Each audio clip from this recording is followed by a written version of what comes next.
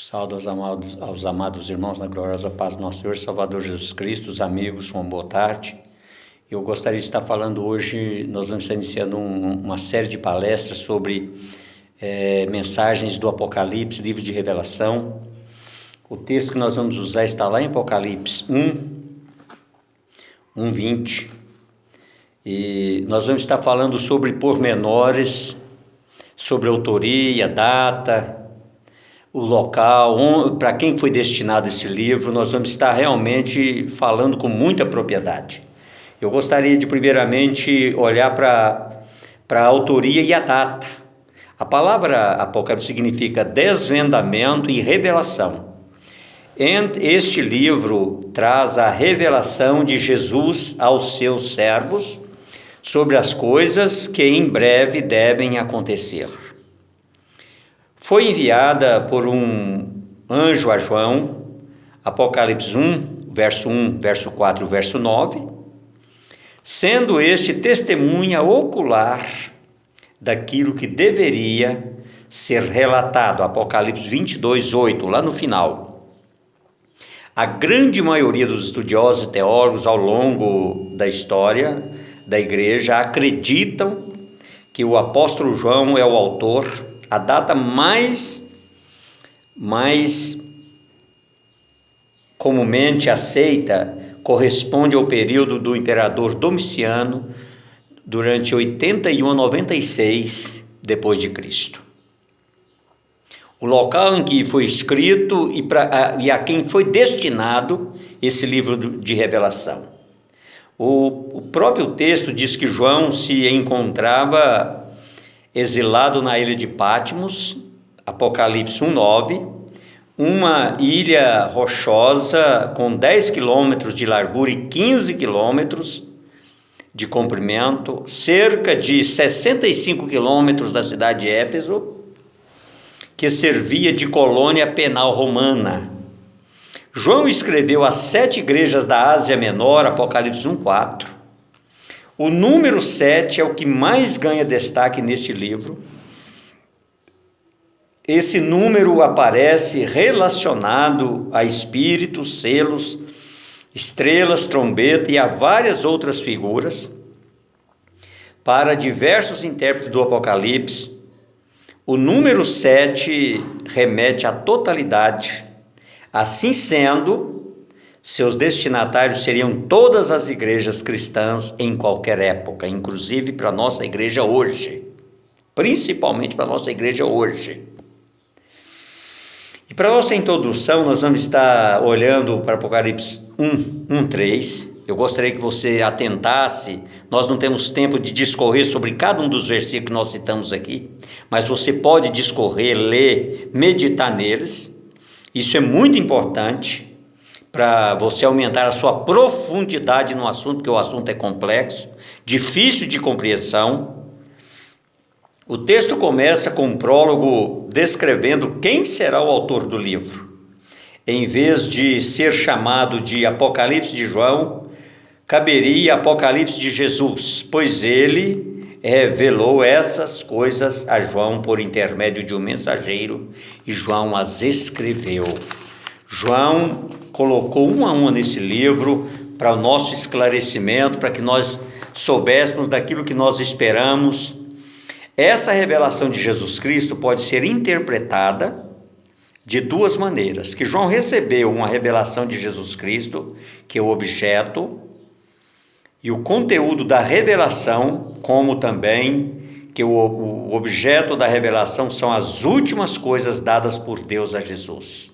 Assim, Deus Pai é a fonte de toda a revelação, deixando claro que a missão de Jesus é comunicar a revelação recebida de Deus Pai.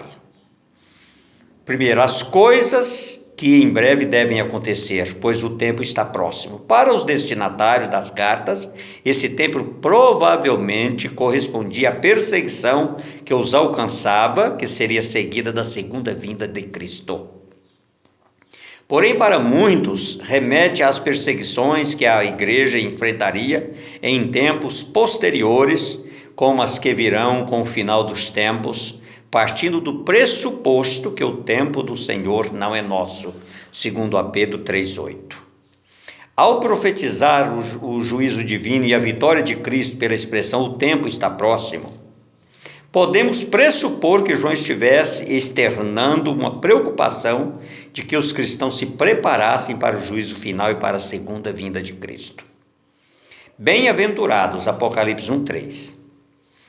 Essa faz parte das 7 bem-aventuranças apresentadas no livro. Apocalipse 1:3, 14:3, 16:15, 19:5, 26, 27, 22:7 e verso 14. Ela consiste numa bênção àquele que lê, ouve, no sentido de dar atenção e guarda, respondendo em obediência e fidelidade a tudo que foi revelado por o apóstolo João e ele destinou para nós como igreja. Você está preparado para a segunda vinda de Cristo? Está realmente disposto a estudar e conhecer mais a respeito da revelação de Jesus Cristo em Apocalipse? A saudação. Apocalipse 1, 4, 5. Graça e paz é uma saudação que aparece comumente no Novo Testamento, na qual o tempo graça, charis, era uma saudação comum em língua grega, e paz, shalom, em hebraico, muito usado pelo povo judeu.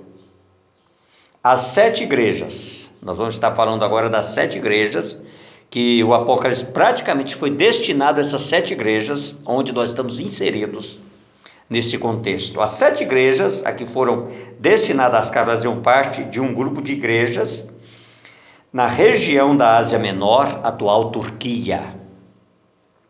Partindo do pressuposto que o número 7 significa plenitude, é muito comum comentaristas sustentarem que esse texto é dirigido a todas as igrejas cristãs espalhadas na face da terra em todas as épocas.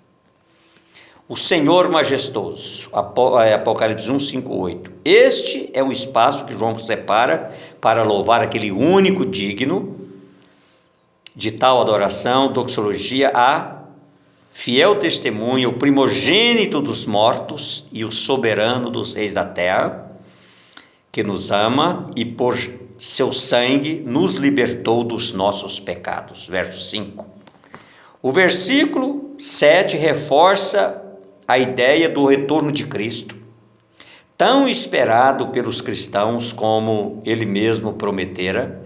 Mateus 24, 30, João 14, 18, 19.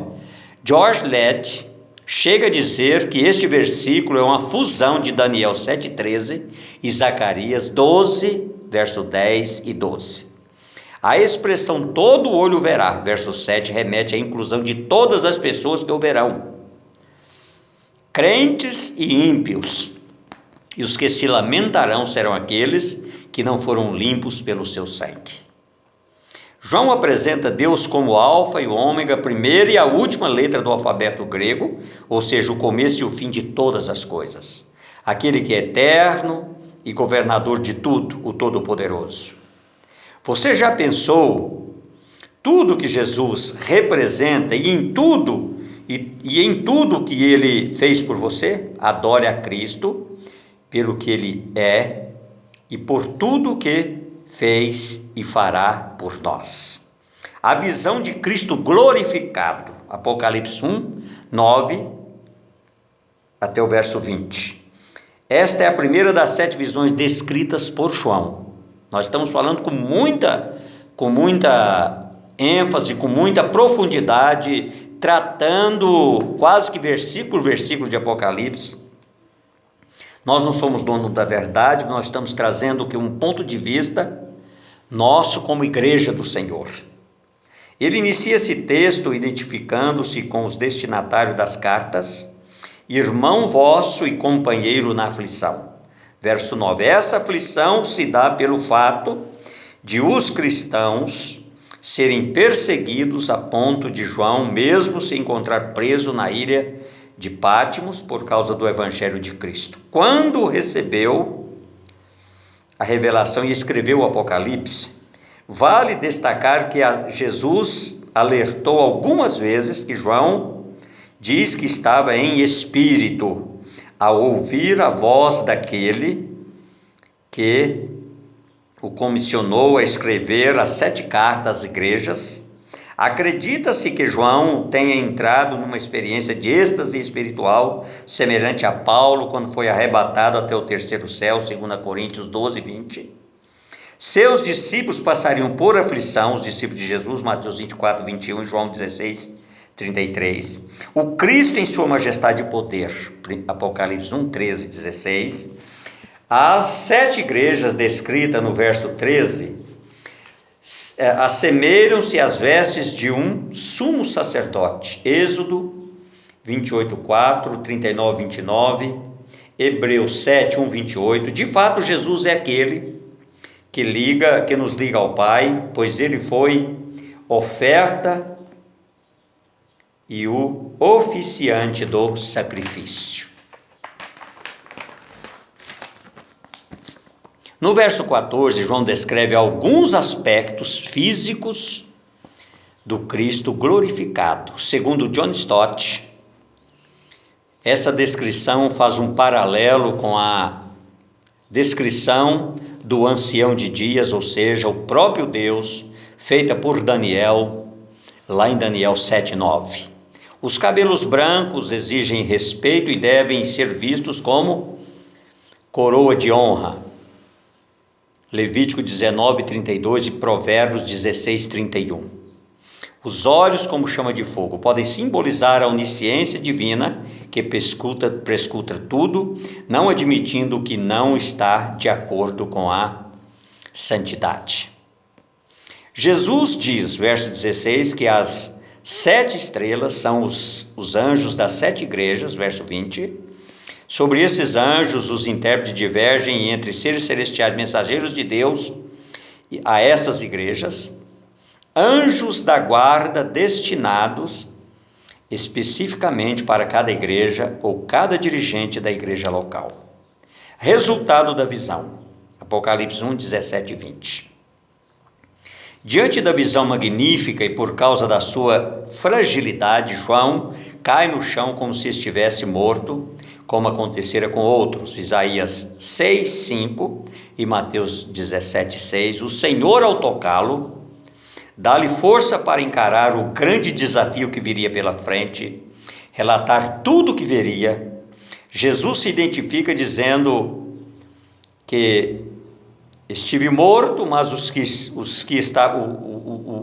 eis que estou vivo pelos séculos dos séculos e tenho as chaves da morte e do inferno. Verso 18.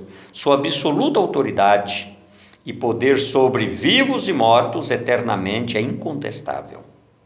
Em seguida, Jesus reitera a João a missão de escrever as coisas que veria, as que são, remetendo-se à realidade das igrejas, e as que hão de acontecer, podendo significar o tempo logo de imediato, a confecção do livro, ou a todos os tempos até o retorno de Cristo, dependendo do método de interpretação adotado.